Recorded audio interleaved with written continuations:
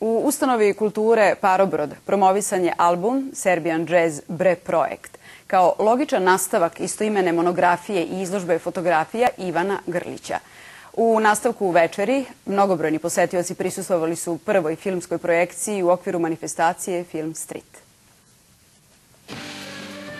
Bre je reč koja zadaje muku lingvistima i teško je strancima objasniti šta podrazumeva.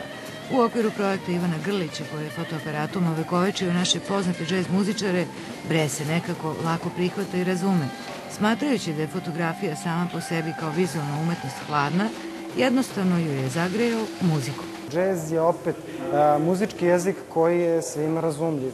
I sada upravo ukoliko vi dodate malo geografije, odakle ste, znači vode koju pijete, onog što vam je DNK, to onda upravo mora da bude to crveno bre. Da bi na promociji albuma Serbian Jazz Bre bilo crveno i razumljivo za sve prisutne, potrudili su se sjajni beogradski džez muzičari energično otkrivajući spoj modernog džez jezika i tradicionalnog melosa.